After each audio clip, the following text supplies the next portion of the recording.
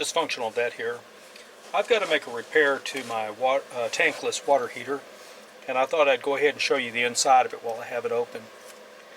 This area right here is where two D-cell batteries fit. These connect through these wires, the yellow and the black, and they come over to this, which is a sort of a PLC controller. Right back here, if you can see this, this is the pressure gauge that determines when there's a flow of water. When it determines there's a flow of water traveling through this black cable, which is in this bundle branch here, it comes over and it tells this device to go ahead and set off the igniter, and I'll show you that in just a moment. You have three control pieces there. You have this one, which controls the water temperature, although I don't know exactly how that works unless it works as a choke. You can look up what a choke is on a water valve for a better explanation than I'm going to give you here, just for brevity of time. This is your winter-summer setting, and this controls the flame height. I don't know if you can see it, but inside here there are some small holes.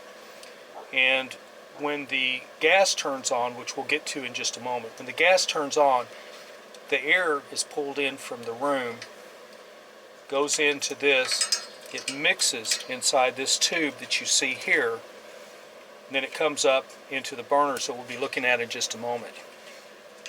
The problem with my tankless water heater is this device right here, and I'll try to get a better picture of that in just a moment. When water is detected flowing, this little PLC controller opens the solenoid here, gas flows up through the tube, where it mixes with the air, goes to the burner. Again, you use this to adjust flame height. Now,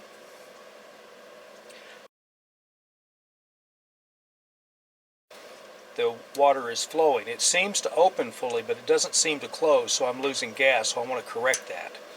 Now, let's look at this little piece right here, and then we'll move to the top piece.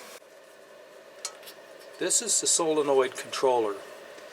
It consists of an electric coil, a shaft, and then a gasketed piece that goes over the orifice there where the gas comes through. It's a very simple setup. I'm thinking if I add some oil to this, it will function properly until I get a replacement part. Now let's look at the upper section of the burner. Here we have a decent view. We have and you can actually see one of the holes right here where the air is being drawn in. You have your section of pipe where the gas flows through. This pipe comes all the way over to where it connects, and I think this is done just to brace this section. And this is the thing that is supposed to determine whether your water is hotter or cooler, although unless it's a choke, I don't know exactly how it functions. You have this piece right here that you set for summer or winter. You have an igniter here, and you have an igniter here. This right here is part of the thermocouple. As you know, a thermocouple is two different metals that, when heated, produce electricity. The lines that you see, this one right here, sends a signal, an electrical signal, down to this little PLC controller and says keep the gas flowing. It says don't turn off the solenoid. These, when the igniter is told to ignite, will send a spark through this to help set the fire and get it burning, and it will do that for about 5 seconds. I've never timed it, but it's not very long. If it doesn't start, then it's not going to. On the very bottom, you have this little toggle switch, which I've removed so I could remove the cover. And this little toggle switch either turns the system on or off. If it's turned off, you can run the water all day, and this thing will never try to ignite. This right here is a little LED that tells you that everything is functioning well. That was also removed from the case so that I could get in and work on this thing. Now, the cold water comes in just below this valve. The hot water flows out just below this valve. This copper tube that you see right here is where the water is coming off of the heating coil. The water is preheated. Let me adjust up a little bit for that.